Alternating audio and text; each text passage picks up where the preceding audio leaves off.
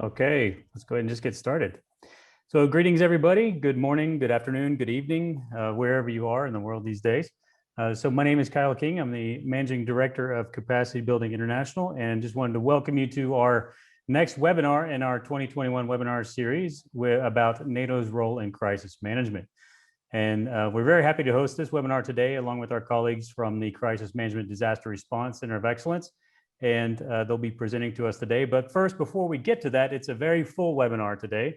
So I just wanted to cover a very few quick points with you today before we just get started. And first of all, I'd love to know where you're from and where you're joining us from, because, and just let us know in the chat, go ahead and just drop in the chat where you're from, because our record so far in our previous webinars, even though we just started this webinar series between CBI and the International Emergency Management Society, is 23 nations. So if we can beat 23 nations today, that would be fantastic. That's our current record. As we get through the webinar itself, if you do have any questions, which you very may well, go ahead and put them into the Q&A feature, and we will go ahead and write those down. And Victoria from CBI is with us today in the background. She's helping us kind of capture all of those questions and to get those noted. If we don't get a chance to answer your questions today during this webinar session, we'll certainly be able to post them later on in our LinkedIn event and get your answers then. Now for today, so again, my name is Kyle King. I'm the Managing Director of CBI, and joined here, of course, by Harold Drager, the President of the International Emergency Management Society. And of course, our guest speakers today are Dr. Eric Benson from CBI, who is our Academic Director, Dr. Manlio Silvestri, Brigadier General from the Italian Army and retired, and our International Advisor at CBI, and then of course, Colonel Dimitrov from the NATO Crisis Management Disaster Response, COE, and they will do their introductions in just a second. But what I wanted to do really quick, of course, is just turn the floor over to Harold in case you have any opening remarks. Harold, over to you. Thank you, Kyle. Yeah, I look very much forward for this presentation today. As president of teams, we deal with emergency management all around the world, and I know NATO has good systems and we can learn a lot, and I look forward for this as an opening to closer cooperation. So I look very much forward for this. Thank you. So what we'll do is, as we go through this, and I wanted to remind people that in order to keep track of this event and what's going on, because it is an entire series throughout 2021, and we're going to have a number of speakers presenting during this series, what we did was we created a LinkedIn event, and you can actually just follow that LinkedIn event. And we did that for a couple of reasons. One, so that we could have actually everybody kind of following this and interact. You can post documents, links, and everything else like that. If you do have additional questions, again, not able to answer today, you can actually ask that inside the LinkedIn event itself, and we'll be able to answer those as well about the seminar and the series. What's nice about this, though, is that you're able to get a notification in LinkedIn when we do post something new, especially such as when the new events are coming, the new webinars, and you can register then.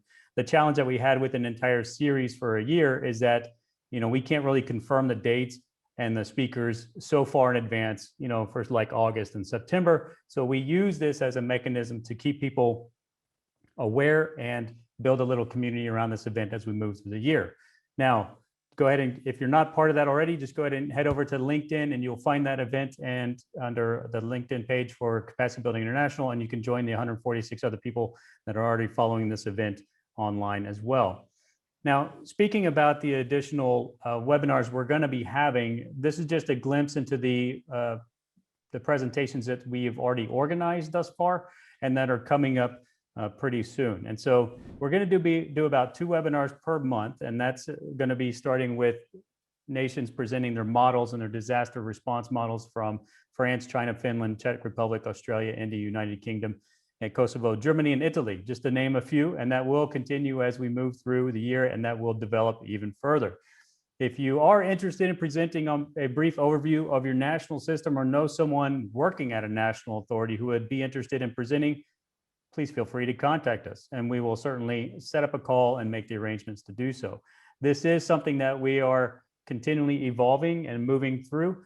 And in some of these cases, you'll find that, of course, time zones are an issue.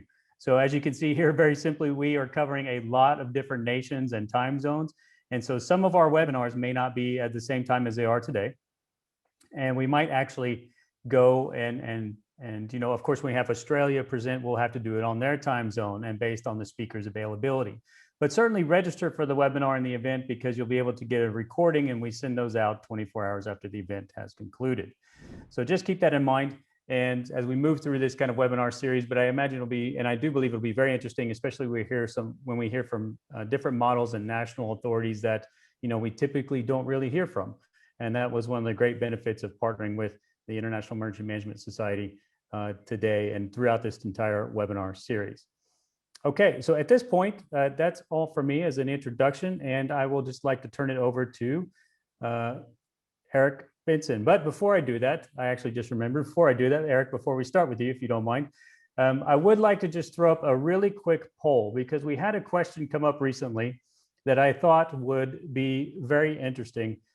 We had a number of speakers who wanted to come to provide a COVID prevention or going from a response to a recovery kind of COVID themed seminar. And the question was really about, you know, should we go ahead and just start discussing how we're going to recover our societies and rebuild our societies after the pandemic?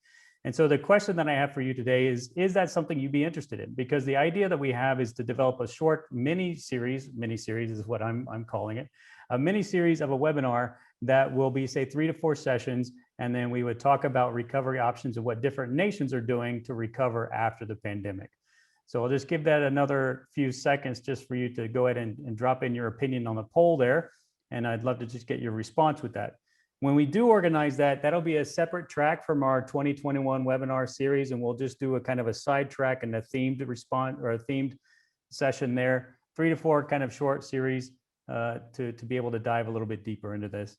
And we'll go with that. Okay, so that was a fairly overwhelming response for the number of people that were responding. And so it looks like about 86% favor that. So that's something good, Harold, that we can make note of, and we'll certainly take a look at that and talk back with our colleagues and get something arranged. Thanks for sharing that and your opinion. And now I will hand it over to Eric. Eric, over to you. Thank you, Kyle. I appreciate that. And I'll go ahead and pick up sharing, which I should be able to do. And I want to thank you all for joining us and for your patience. As a lot of times we're doing these things, of course, it's always challenging and passing it along. But I'm very happy to be sharing some time today with my colleagues in presenting to you about NATO and emergency management. Now, I'll do a little poll of my own. This will be unscientific, nothing too systematic. But just to start is we're going to talk about NATO's role in emergency management. I just want to ask you all, when I say NATO, or when you hear the word NATO, what do you think of? Just take a moment. I'll say from my background as somebody who grew up in the very last years of the Cold War, I was pretty young, but it was remarkably formative for me. I recall basically, if you were to say NATO, I was thinking of, well, that's the military alliance designed to prevent, Russian tanks from rolling into Germany and starting World War III.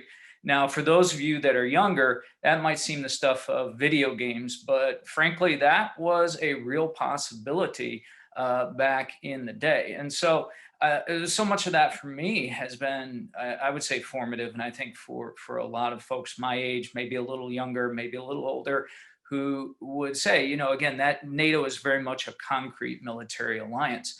Typically, you would not think of NATO as being involved in emergency management. It's probably something that would not occur to you right away. And yet, as you begin to dig into this subject, you begin to look at it. NATO has had a very vibrant presence in emergency management. The picture I just brought up is of a NATO aircraft that is delivering COVID relief supplies. So NATO is providing logistical support, transportation, even in the midst of the COVID crisis. Now, my colleague, Manlio Silvestri, authored a blog we just posted to our website here about 3 or 4 weeks ago, where he talks about how the concept of collective security has underpinned NATO's existence. And yet that has evolved. What that looks like has evolved from its start all the way through to the present, how that's expressed from really a mutual defense pact in the Cold War to now looking at out-of-area operations, projecting stability, that sort of thing. And so as we look at that, it's very important to understand that as NATO has evolved, its role has evolved, and that's also evolved with regard to emergency management. The thing too to keep in mind is that emergency management has evolved throughout this period. In a sense, emergency management and NATO, which spent around 70 years, have matured pretty much side by side. You know, emergency management as we see it today really has come out of developments in the last 50, 60, 70 years. But they're not just moving in tandem, they're actually very much intertwined. There's a definite connection here between NATO and emergency management. And frankly, it goes all the way back to the beginning. And of course, as a historian, that's my background.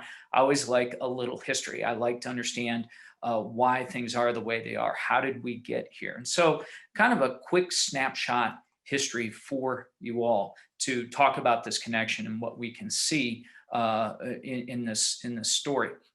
At the beginning, of course, of the Cold War, in the years immediately following World War II, you have a rather quick escalation in tension between former wartime allies. The Soviets, frankly, are not trusting their Western allies, the United States, Britain, and so on, and the feeling is mutual. And this leads to a series of events that, you know, manifest itself in a number of ways. Probably one of the most important is events in Berlin in 1948-49, which become known as the Berlin blockade, and the responding operation, which is called the Berlin airlift. Very simply, Joseph Stalin decided to cut off supplies going into the western sectors of Berlin, which of course the Soviets had surrounded because of the partition of Germany at the time. And what that means is he can cut off food, fuel, et cetera. And he's doing this to leverage the Western allies. He basically wants to hold sway, to dictate how things are going to be done, not just in Berlin or even in Germany, but really he wants to ensure that he has we would often say a preponderance of power in Europe. So all that to say, this presents the Western allies with a bit of a problem. You don't want the people of Berlin to starve to death. On the other hand, you don't want to give way to Stalin, but you know, how do you do this without prompting a conflict or a war? And this is where they developed the famous Berlin airlift. So this is where, as you look at it, in fact, I'm going to move this over because I've got images. Well, that actually might get in the way of wording, so I might be shifting this a little bit. You have the famous airlift where they fly in supplies. Now, frankly, when they're doing this, people are not expecting it to work. Surprisingly, it works well. And this ends up being really a case of where Joseph Stalin not only miscalculated about the effect of the blockade, but he made the bigger miscalculation in that this led the Western allies to pull together and found NATO, which of course is premised in this idea of collective security and resisting possible Soviet encroachment. But if we look at this a little closer, what's often missed, and I would say this as a historian who studied this, we often miss how this airlift is really sort of a crisis management operation. The crisis, the humanitarian crisis, is the potential starvation of West Berlin.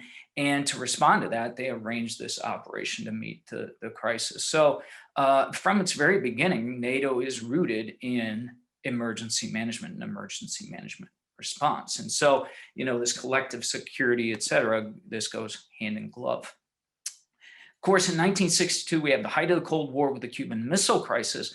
What's often missed, and what very few people know of, is one that took place the following year when an earthquake struck Skopje in what is today North Macedonia, at the time Yugoslavia. And this is a very devastating event. I've got that picture there off to the side, as you can see, where it had led to over 1,000 deaths. You had tens of thousands of families left homeless. It was a very devastating earthquake.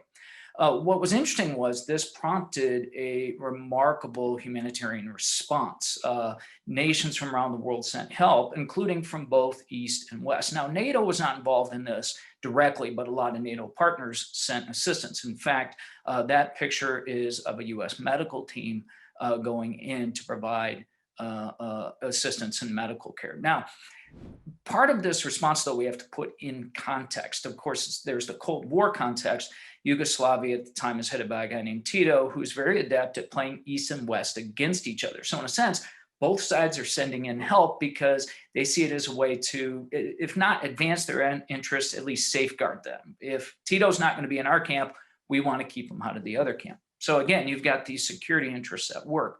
But you've also got a sense in which how those are being manifest is a little different. Here, it's about sending in, again, what we would call emergency management. Now this is very rudimentary. At the time, and again, as my colleague Manlio has noted in his blog, or touches on at least a little bit, if you're looking at this, this is really coming out of civil defense more than anything. That's really the initial interest here.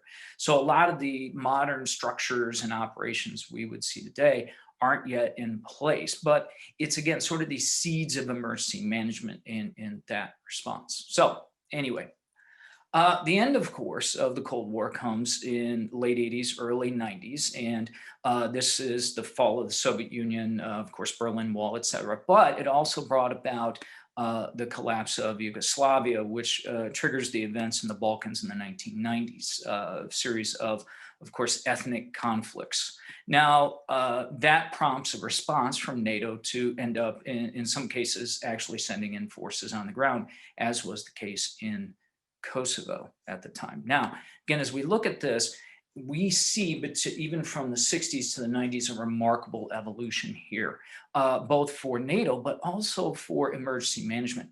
NATO, of course, in the wake of the fall of the Soviet Union, had to face, well, what are we here for now? What's our role? And as, again, Manlio has touched upon in his blog, this is where we get discussion about out-of-area operations and projecting stability and so on. And again, that explains a number of NATO actions in the Balkans regions in the 1990s.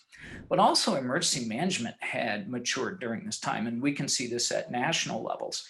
In the United States, since the 1960s, you've had the founding of today what we know as FEMA, to provide a nationally organized response in times of crisis and emergencies. This had been before this very ad hoc, very local, very regional, and now you're seeing a much more coherent, professional, national approach to it.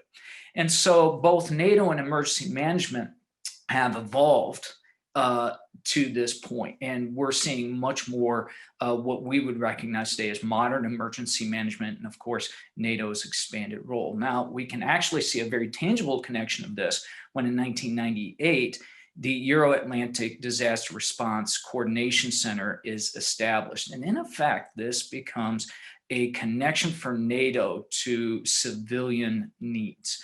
The Coordination Center fields requests from nations for assistance and in turn coordinates the response from member states to provide the necessary logistical assistance. And again, this is in response to a variety of emergencies, man-made, natural, and so on. And so we're seeing a very close connection and maturation at this time, by this time. And of course, that has continued to grow through the 21st century. The role has expanded from natural disasters to a number of other things. So some key points here, and I'll close on this and pass along to Manlio. First of all, clearly, NATO and emergency management have a history. Their history has been intertwined together with each other as both the organization and the field of emergency management have, in a sense, matured and grown into what we see today. We can see that the security and humanitarian interests have often intersected. Now, in ways that, of course, can be very complex and can change depending on, context and developments. Cold War versus post-Cold War developments in the field in terms of professional standards and organizations, that sort of thing. And NATO's role in emergency management certainly has grown. It's grown in scope, it's grown in maturity, it's grown in scale. And this is why today, again, we're seeing things such as NATO aircraft being used to provide relief supplies in the case of COVID, And it's involved in a number of other things. For example, the EADRCC has coordinated requests and resources for combating forest fires. And again, we can just see a number of ways in which they're involved in what are clearly emergency management, or what is termed in NATO as CMDR. And again, the fact that we have the center, and I've got the seal up there in the corner, that it is clearly front and center as we have the Center of Excellence, which studies best practices. So with that, I'll go ahead and close my portion of that. I hope that little history gives you some idea of what this looks like, where we're at, why we're there. And I'll go ahead and pass this on to Manlio. Thanks, Eric. Actually, let's hand it over to Colonel Dimitrov from the COE. Colonel, if you don't mind just giving us a quick introduction as well before we get started. Thank you very much. Thank you, Carl, and thank you, Eric, for the broad historical perspective of NATO, and especially making a very good connection between emergency management and NATO's role all over the world, and especially in the area of interests. So thank you very much once again, and I would like just to continue the Eric's words about the intersection between NATO primary role preventing and preserving the security within the area of interest, but to the humanitarian aspects, especially when it comes to humanitarian situation or involving of especially military assets in disaster relief and humanitarian operations as well.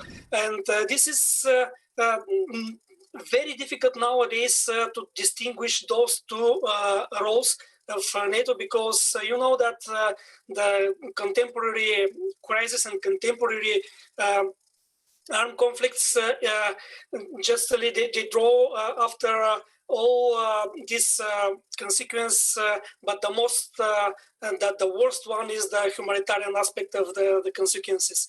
And no matter it is about the armed conflict we are talking about, or disaster occur all somewhere in the area of interest, NATO is already involved, despite that in some cases its role is not so visible, and that is normal and that is obvious.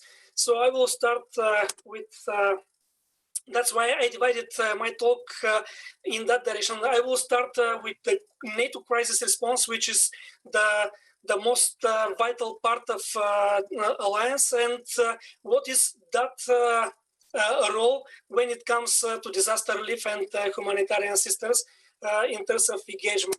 So I will start with the NATO crisis response system, because NATO crisis approach is we can comprise in three dimensions: prevention, management, and resolutions. And from that perspective, developing a kind agile, flexible, and quite responsive system is vital for any kind of crisis management organizations. And when we talk about NATO, we have used a range of responses steps. As I said, and Eric already mentioned, that it is not about only the armed conflicts. It is not about the terrorist attack. It is not about only of turmoils or internal insurgent operations. It is about humanitarian aspect of all crisis resolution aspects, because in all the cases, the civilian population is the vulnerable population. It is the population, it is the main vulnerable and targeted aspect of the crisis and the humanitarian aspects. So developing of crisis response system is quite a difficult process. It requires a lot of resources. It requires a lot of stakeholders to be involved in that. And the most important for NATO, from NATO perspective, it requires consensus of all participating member states. But in a nutshell, such kind of a system is being elaborated, is being developed by NATO as an integrated system. Why it is integrated? Because it integrates from the most beneficial part process, NATO crisis response process, and supported by the number of components. Here they are shown 5-1, and of course some complementary procedures and mechanisms in order to drive that system in a best way. So I mentioned already it's flexible, because the flexibility comes from the process, and I will display this process in a few seconds. And what is the main purpose of the system is to provide required preparedness and support for crisis and conflict prevention. And this is the most vital part here. It is not about only just reaction when some happen. And you will see and exactly that system is designed for that purpose. So on the next slide, I will continue with the process. It is a 6 phases process. And if you take a look at the first phase, you will see that we start with indications as warning, meaning that we are focusing on the threats and risks emerging right now, and assessing, analyzing the situation, and in case of there are some indicators that probably a crisis can emerge, we are already in a situation that we have analysis, we have assessment, we have indications and warning system already activated in order to be prepared for additional steps. The next one is the assessment of the situation based on that results gained from the indications and all these indicators that we're monitoring constantly. And we assess whether this requires involvement in NATO in full full capabilities, and whether it's require deploying military assets or any other assets, or probably we can deploy additional measures that different from the military assets and forces, and in order to prevent emerging the crisis or developing of crisis that will require NATO intervention.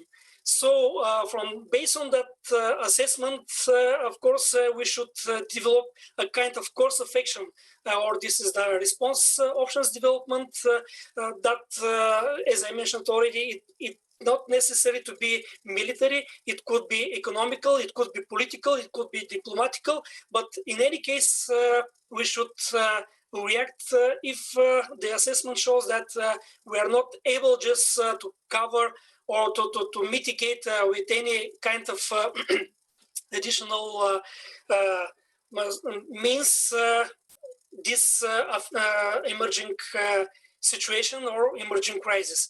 That's why assessment and response options development, we call it political military estimate process, because this is the most vital decision-making process done on strategic, political strategic level. And you see on the slide the main committees involved in that process, but the most important decision-making body here is North Atlantic Council, because it has the final word about response options development and taking any kind of measures and taking any kind of actions in case of need in order to mitigate the emerging situation. If the situation requires actively involvement of NATO, we start, of course, planning of operations. It could be military operation, it could be humanitarian operation. It depends on the particular crisis, but in any case, that planning process requires authorization by the main decision making body, it is once again North Atlantic Council. Of course, that could be not, hopefully not happen, but in some cases, situation requires just to be executed the operations plans, and we move to the next phase, execution. And after finishing with the operation, assessing again the achieved results and the achieved strategic goals. And if we have achieved the strategic goals, and we have at least indicators for stabilization of the situation, we can move to the transition, the last phase of the process.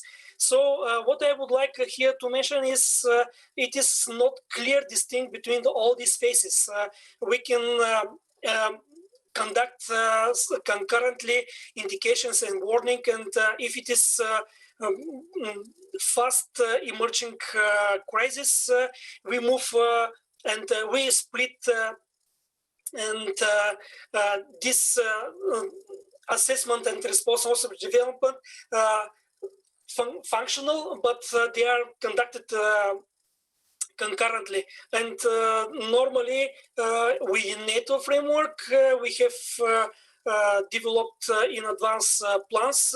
It could be standard defense plans, it could be contingency plans, and that plans we took the most appropriate one in order to be improved and to be adapted to the situation, and in order to be executable if needs. So this is in a nutshell about the NATO crisis response options, NATO crisis response process. This is the most important part of the NATO crisis response system. As I mentioned, that we are not, it is not necessary to have involved in the crisis resolution only military aspects. Though it is a political military organization, NATO have a lot of instruments in his hands, and using preventive options as economical, diplomatic and political, and in order to mitigate the threats and to mitigate the risks from the emerging crisis, and in order to not to involve again military assets and military forces. We can implement some crisis response measures that are predefined in advance measures, and that measures are also can combine again. It could combine military and political. It can combine the political and economical, but they are focused on preventing of emerging the crisis and involving of military assets and military forces in that situation. We have also counter surprise and counter ingression. I will not distinguish those two components of the NATO crisis response system, because that, especially from the components, because they are logically connected. And if we manage to cope with the counter surprise, we will not move to the counter ingression. And of course, within the operational aspect of NATO crisis response system, NATO have 4 alert states. It's Alpha, Bravo, Delta, and Charlie and Delta, and they reflect to the level of threat for the emerging from the crisis. So, as I said, those two process and components are complemented by procedures and mechanism. We have crisis management organizations, and I will later on say a few words about EADRCC, not so in the details, but because Eric already mentioned, but we have warming intelligence, we have of course Stratcom, strategic communications, which is nowadays plays a great role, especially in terms of hybrid threats. And of course, operations planning, we can involve fast track and accelerated decision making when the situation requires to move between those 6 steps in a very fast manner. And of course, civil emergency planning, which relates to the civil preparedness in advance and the humanitarian aspects on the other side. On the next slide, we have some mechanism. You see that those 6-phase process is supported by mechanism of North Atlantic Council Initiation Directive in order to move to planning process. First, at the end of the phase for planning of the operation, we have force activation directive in order to deploy the troops and the assets in the area of operation. And of course, the NAC execution directive just to justify involvement of the military assets on the ground. That is, in a nutshell, in the NATO crisis response system. Why I started with NATO crisis response system. I said at the beginning that it is no matter it is about the armed conflict, it is no matter of terrorist attack or disaster relief operation. In any case, we should deploy NATO crisis response system from the very beginning and to the very end. So on the next, that's why we have comprised the humanitarian aspect and the military aspect of the alliance with the civil preparedness. And when it comes to the civil preparedness, we should mention here NATO civil emergency planning process. And you see that we have specially dedicated planning groups. We have international staff dealing with civil emergency planning. We have rapid reaction teams that should be deployed in the very, very beginning of when the situation happened, and advisory support team in order to have thorough assessment of the situation and provide thorough analysis on the ground for the rapid reaction teams. It is already mentioned about EADRCC. It is the best. Nowadays, it plays extremely vital role, especially from COVID pandemic perspective. Though it is not so visible, Eric mentioned that there are a lot of resources provided to the stricken countries. Nowadays, there are a lot of requests to EADRCC for providing airlifts, for providing some medical assets, for providing additional medical units in order to cope with situation to the most affected countries. But when it talks about the military assets deployed into the humanitarian assistance and or disaster relief operations, it is quite sensitive issue. Why? Because you know that nevertheless it is about earthquake, or it is about heavy floods or heavy snowfalls, or forest fires. And when it comes to deploying foreign military assets or military forces on the ground, on the stricken nation, it is always a sensitive issue, because it has not only humanitarian aspect, but it has some political, social, cultural, or religious dimensions as well. So from that perspective, we divided that military assets, using of military assets in these operations is a last resort. And you can see here it is on the top of the peak. We rely, because of the first responder are the local and national emergency management teams. Next, we can involve international civilian relief organizations, for example, UN, European Union assets, and in case that these assets and these capabilities are not enough, and we lack of capabilities, special capabilities, and we are not able to cope with that situation, we can ask NATO for foreign military and civil assets deployed on the ground. But once again, it is as a last resort.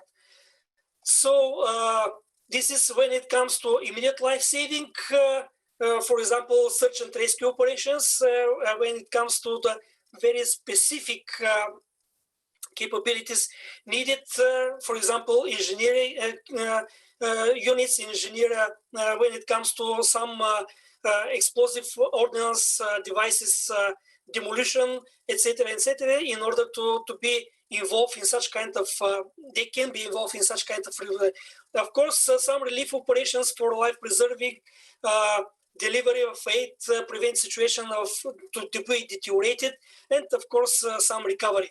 Of course, it is not mandatory to be deployed, for example, stricken for some units, striker units, I mean, but in most cases, they are engineer units, they are airlift units, rotary wing units, medical units, etc. As a last resort, once again, we can use military, foreign military assets and foreign military forces deployed on the ground. And that is in a nutshell about those two dimensions of NATO crisis response system. And when it comes to humanitarian assistance, now I give the floor to Manlio. Manlio, the floor is yours. Right, thank you very much, Dimitar. Can you hear me now? Yes. Okay, so I take the floor. Kyle. Now, being the last speaker, indeed, you have to work with the leftovers since previous briefers did a tremendous job in providing a very comprehensive set of information of crisis management and disaster response.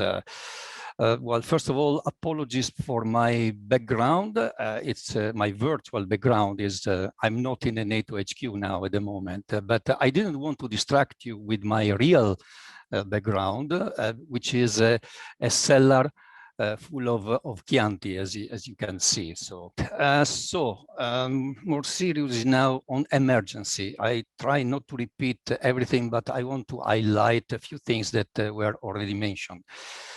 The word emergency, I must say that is not very much liked across NATO corridors, and I will clarify and explain why. Emergency means a serious, unexpected, and often dangerous situation requiring immediate action. Now, immediate action is not the issue. NATO is and should always be prepared to intervene in a crisis. So the controversial issue is why we had an emergency. That's a good question. Now, if this was due to a bad planning, a gap in preparedness, NATO cannot accept it. NATO cannot simply accept it. So the organization, as per its foundation, must always be prepared to address any threat affecting its population and its territory. Dr. Benson, Eric has already covered the historical developments, but let me just reiterate that the main reason why NATO was founded in 1949 was indeed the collective defense of its member states through military and political means. So at that time, we could have clearly associated the so-called emergency to the risk of war, an invasion by the Soviet Union into NATO territory. Also, in that regard, plans and contingency plans, as well as practical exercises, were prepared and conducted to counter a possible aggression. Therefore, it was not really about coping with an emergency, but rather being prepared to react against any possible invasion and just implement the accurately crafted plans. Since then, many things have changed, of course. So the geopolitical scenario did change. Today, if we want to discuss emergency at NATO, the circumstances and the definition are quite different. So we could debate about NATO crisis management related to any geopolitical challenge that may occur and Colonel Dimitar from the COE already briefed on the crisis management process, or about NATO involvement in the international assistance related to a natural or human-induced disaster situation, where the NATO procedures and mechanisms could be applied, as Dimitar mentioned. In the first case, NATO has the tools to constantly monitor any outbreaking political crisis. So, no surprise, just management of an evolving situation. In the second case, we may still discuss why we were caught by surprise, although this should be referred to the whole society mindset and resilience gaps.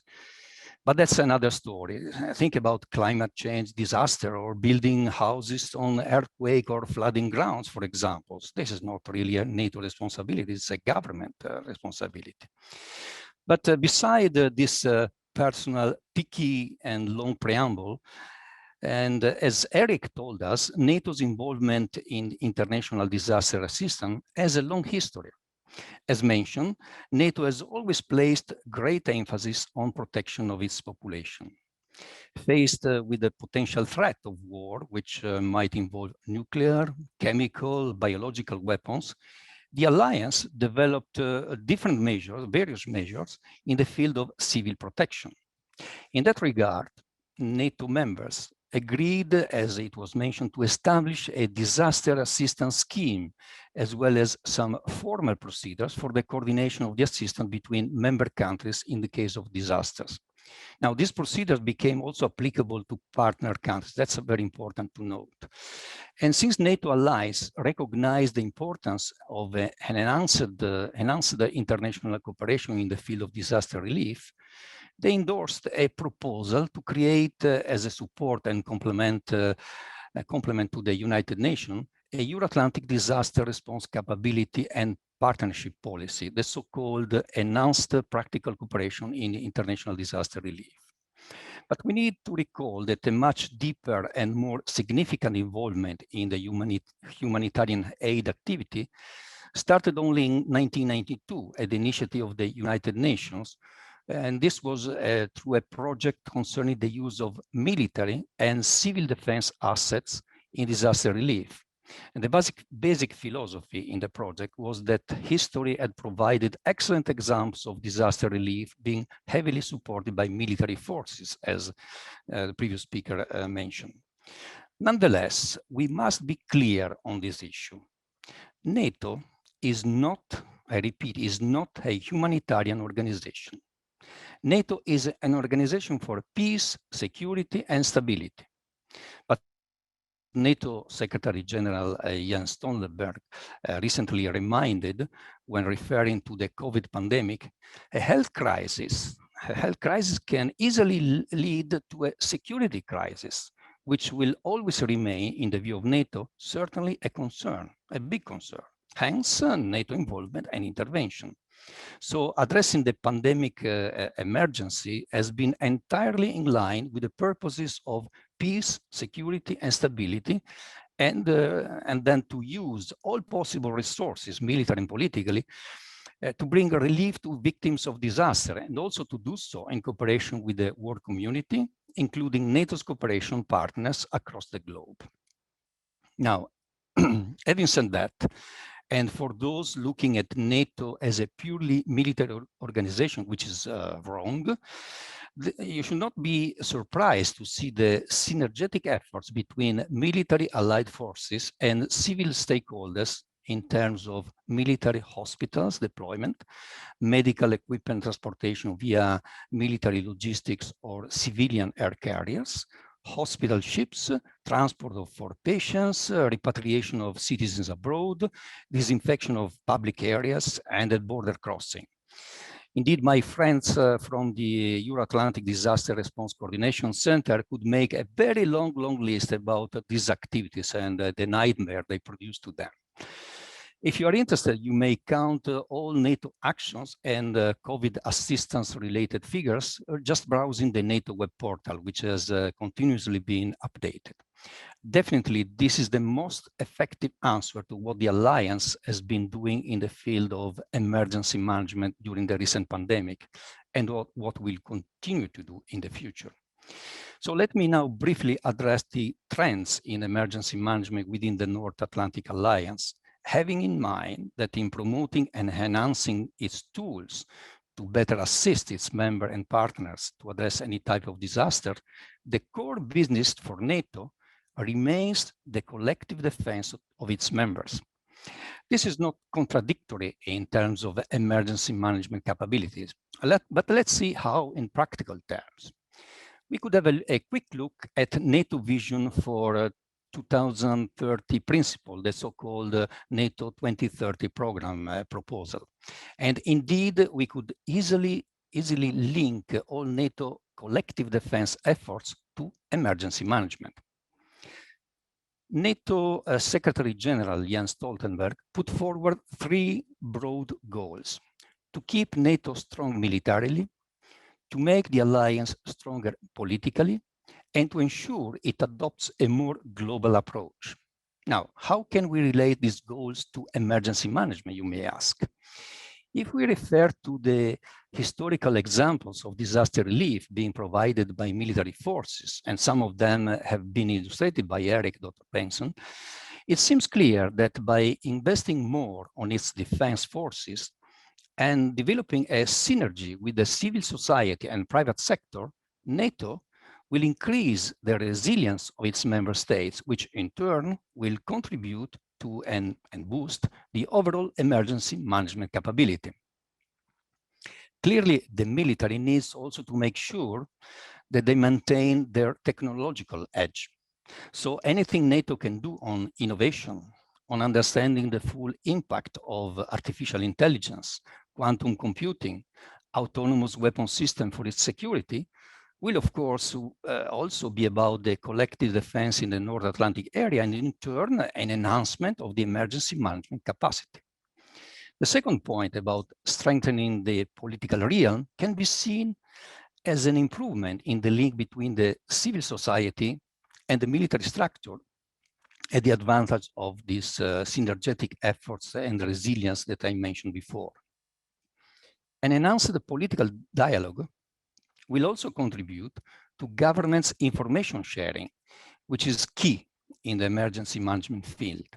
Think about climate change or other pandemic crises that unfortunately might occur. Last but not least, an improved global role for NATO as an international security organization would certainly expand the cooperation among different countries within and outside the geographical North Atlantic area, and therefore promote better coordination during an emergency intervention among involved countries and international organizations. Again, think about climate, pandemic, the economic balance shift, and other challenges. All these are crisis multiplier. In summary, we have linked the 3 NATO 2030 goals to say strengthening the military, enhancing the political dialogue, and taking a global role to the emergency management capabilities in terms of instruments, tools, the mechanism with its synergy, and the wider cooperation. So a possible global framework to address the future challenges. But I will stop here and leave the floor to the webinar host for any question you might have. I stop sharing this. And back to you, Kyle. Thank you. Thanks, Manlio. Much appreciated. Today's tough on the technology side for me today with Zoom. I think I've crashed out about 3 times and have to rejoin. So it's going well, as we would say. All right, so I just wanted to kind of go into just a little bit of information about the kind of current events that are going on with COVID-19, the pandemic, and other issues with regards to NATO itself. And one thing that I wanted to kind of give you was some kind of current events. So we've kind of talked historically across this arc, this timeline, about how NATO has developed a response that was born out of kind of this civil defense aspect and has continued to evolve and grow, and especially as even as Manlio has highlighted, the NATO 2030 aspect and And you'll start to see, even if you're coming from the emergency management community and you're looking at this and trying to put these pieces together, a lot of the conversations I have with the emergency management community, we have a slightly different perspective. But what I would say is, look at this from the perspective of really just international assistance, whether you're getting that from DG ECHO from the European Union, if you're getting it from NATO and the EADRCC, or even from the UN. And this is kind of what NATO is doing in that regards, but also watch for the connections between, NATO 2030 initiatives and how things are just slowly evolving to more resilient societies, because resilient societies have a direct impact upon national security. And that's where we start to really see a correlation between the, what NATO is working on as far as national security structure and architecture, and building in these capabilities and to strengthen the allies and partners. And we didn't have time today to dive into all these different issues, but it goes down. And if you just go to Google and you look at NATO resilience, you'll come up with these baselines, and you'll see these kind of common fields that are being worked on, from energy security to infrastructure and telecommunications and everything else. So if you're coming from the emergency management field, we're working and we are concerned about very much the same things as that. And so that's just something to keep in mind as we go through all these different conversations. And with that in mind, I want to show a few quick examples of some of the work that NATO has done, especially with the EADRCC, and some of the good work that they're doing to support. And so, of course, a lot of it is themed around coronavirus response and the pandemic. So, of course, nations sharing resources coordinated by the EADRCC and their efforts to temper this, to bolster and support the response to the pandemic. So NATO and Latvia support to Ukraine would be an example. And then, of course, coronavirus response, NATO and Slovakia supporting North Macedonia would be another. And if you're coming from the United States, of course, you have to understand that many of these nations are often far smaller than what we have in the United States. And so, of course, they're going to be asking very quickly for international response. And so that's just something to think about in terms of, the international assistance and aid that's going out there. So in this case, of course, donations from NATO headquarters in Sarajevo. So the individual NATO elements that are also able to donate and contribute to building partner capacity and increasing stability in their operational areas. Not necessarily traditional functions of NATO when we think about it in traditional terms of defense alliance, but then of course, these are all about building stability and capabilities. And I would also, if you're coming from the EM community as well, take a look at what else NATO has produced. It's going to fall somewhere in the lines of something that you're dealing with. This is what I would argue, because if you even go to the NATO website and you take a look, you'll find checklists for non-binding guidelines for the request, reception, and provision of international assistance in the event of a CBR incident or natural disaster. You'll find these just on the NATO website, where I actually just went and got these to prepare the slides. You'll find things like non-binding guidelines. You'll find information such as all the different requests that are currently out there as far as that goes with the EADRCC. And actually a colleague of ours had just passed on the information of the fact that at this moment, there's 15 open requests for international assistance and 13 pandemic trust fund projects where NATO provides direct support and response to the requests for assistance. So again, there's still a lot of work to be done and a lot of work that NATO is supporting with regards to to the pandemic response in itself. And that's not the only one, of course, but that's of course taken a lot of our time these days.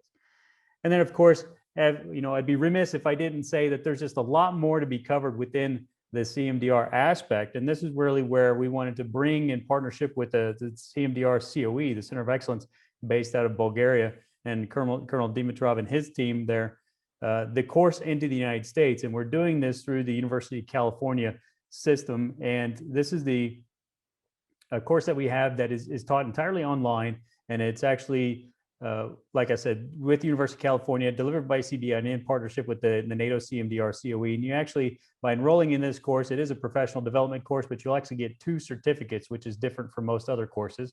This course, you get your professional development certificate from the University of California, but then also at the same time, you'll get a NATO certificate from the NATO COE. So if you're working towards your AEM or your CEM or your national accreditation from your Office of Emergency Management or your state or national authority, this is a great way to get professional development hours to be able to contribute to that. Now, enrollment is open now in case you want to continue this discussion about NATO and how it supports in terms of crisis management and disaster response. And it course starts on March 26th. So head over to that link and we'll circulate that as well in the LinkedIn events page and other methods as well. And so that is going to be with the University of California. If you have any questions, you can head over to that link and we'll circulate that in case you want to take a look at that. So, and with that, what I'd like to say is if you have any questions, go ahead and give us the questions now so that we can answer them, especially while Colonel Dimitrov is here from NATO, and also Manlio and Eric that are actually instructing in the course at the University of California. And there is one question here. Let's see, the European Union also has structures for monitoring crisis and disasters, as well as for channeling crisis management and disaster support resources from the member states to crisis-stricken areas. Could you comment on how NATO and the EU cooperate on these issues before and during crisis, given that many NATO members are also members of the EU? That's a very good question, actually, because there's always a discussion about resource allocation. Who wants to take that, Manlio or Dimitar? What do you think? Yeah, well, let me first comment on this because historically, NATO and the EU were, let's say, apart in the past. Every organization was doing their job and not really looking at each other, maybe a bit envious, but you know. Then they started interlocking the organization. Now, indeed, there is a close relationship between NATO and the European Union. I would say, but I believe that my friends in the RDCC can confirm that they constantly are connected with the European Union Crisis Management Center, whatever it's called now. And for any crisis, they can, address it together and say, okay, this is, we can deal with this, you can do with that, we have this means, you have these tools, etc., etc. So there is a close cooperation between NATO and EU, more close than in the past, in a sense now. And there is a proposal actually for NATO 2030 to nominate a special representative of the NATO Secretary General to enhance the cooperation between NATO and EU and look at also those issues. This is in short, let's say, but there are more details, of course, that we could develop on that. Okay, great, Manlio, thanks a lot. And of course, Wim is in the audience. So of course, he tells us that EADRCC and ERCC, the Civil Protection Mechanism, have bi-weekly coordination meetings. And they also share information on a more frequent basis as well. So thanks, Wim, appreciate that a lot. And if you keep chatting with us, I'm just going to turn on your mic so you can you can talk to us directly. I'm just kidding. Okay. Yeah. Sorry, Kyle, there was another answer that I typed the answer before because someone was asking how NATO can support relief, upkeep, operation, and disaster management at the same time, basically. So we have to be clear that indeed, as I said, NATO is an organization for security first, but also addresses disaster response. But there are different let's say, internal tools that are used. In NATO, we have the Operation Policy Committee that deals mainly with the NATO operations and missions. So the Kosovo mission, the Afghanistan mission, etc., all the missions. And they deal continuously with the back and forth with the field on the developing situation. While on disaster relief is more the Euro-Atlantic Disaster Response Coordination Center that monitors and manages the coordination of those activities. Of course, all the ambassadors are informed of both sides of the story, but just to clarify that NATO can do both at the same time. Thanks, Manlio. Okay, another question: what will change after Brexit? I actually, being from the States, I have no idea. Manlio, what do you think, since you're closer to that? Yeah, I'm close because my son is in London. Yeah. It will change with regard to the European Union, that's for sure, but not with NATO. UK is still part of NATO, so there is no change in terms of contributing to NATO operation and mission. But on the same time, if NATO is called to intervene in disaster relief and work together with the European Union, UK will not step back because it's part of NATO, and so they will be involved anyway. So there is, but on the EU side, yes, indeed, there is a big change, but I will not comment on that. Okay. All right. Maybe this is a good question for Dimitar. So how do the military and civil emergency response organizations coordinate their activities? Yeah, thank you, Cal. And there is another question down. There seems like a lot of layers with potential for duplication or miscommunication. Who is coordinating the coordinators? I will answer to those two questions. I will say, for example, what do you think about OCHA, the United Nations Office for Coordination of Humanitarian Assistance? I think it's clear that this is the only organizations authorized have the power to authorize any kind of intervention, no matter it is about related to security or it's they have humanitarian aspects or disaster relief operation. It is about having the power of United Nations involved in that process, and it is always involved in that process. Okay, thanks, Dimitar. Okay. Next question, and we're running a bit long here, so we'll just take one more question. So during the volcanic eruption, which stalled all international flights because of fallout of the volcanic eruption, can NATO coordination and facilitating response with the national agencies be briefly explained? So if I understand that correctly, with all the lack of transportation options because of the volcanic fallout, so how do we coordinate with the national agencies, I guess, is a question, especially about in terms of delivering relief and aid. I mean, I could only speculate because I wasn't in NATO at that time, but I would just imagine that if there's no airport transportation or no air transportation options, and of course it's an issue of logistics and being able to move, resources, and simply in that means that NATO would turn to an alternative means such as ground or any other transport if you just don't have air capabilities. But that's just something that I would simply just kind of speculate on, since I haven't seen any information on that, unless Dimitar, you have any information about kind of NATO's activities during that period of time. Not exactly. I don't have specific information. This is the only spread information all over the open sources. Yeah. Okay. Great. So sorry we can't exactly answer your question, but I'm sure there's some research out there or something that might be able to help you out.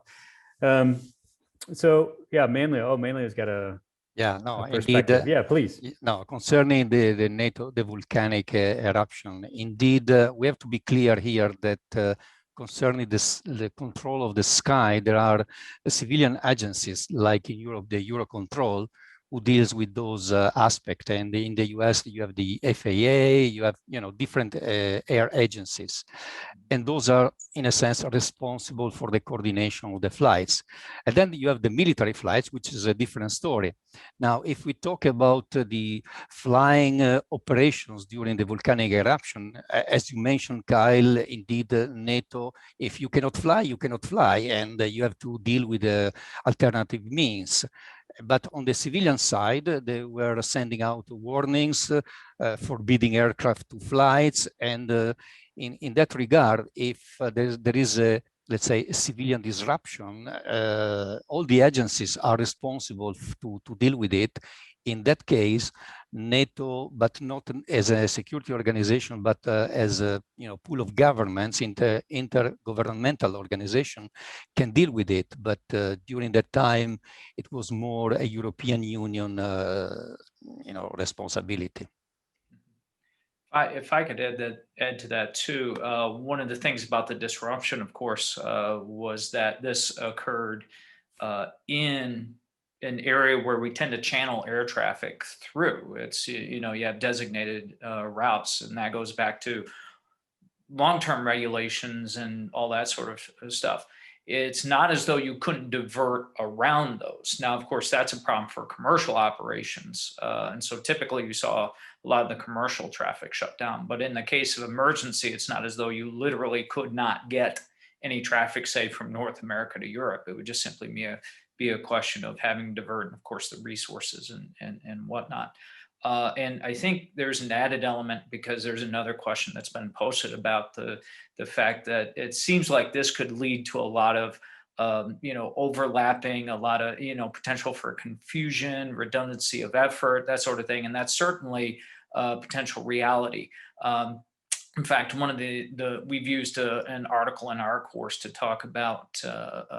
There's a gentleman named Judge Glock who's written an article about U.S. COVID response, and he's noted that one of the biggest challenges is not a lack of, governing bodies and agencies and regulations. It's actually that you have too many, that there's so much layered over it is creating confusion and conflict. So yes, certainly to that question, I would say you could see where this would lead to a number of issues. In the case of volcanic eruption, you're dealing with national agencies, you're dealing with commercial carriers, you're dealing with so many things that certainly can complicate things. So, and to go back to Manlio's point, that's why these conversations and consultations are so important. A lot of times they're having to sort out these conflicts to minimize that. Thanks, Eric. Okay, just let's see, one more question, maybe Dimitar, coming back to you. So, and I think we've kind of covered it, so you could just answer briefly, but what are the modalities of coordination between NATO and the national civil protection departments? Most of NATO member countries are harmonized their crisis response system with NATO crisis response system as well, and I think that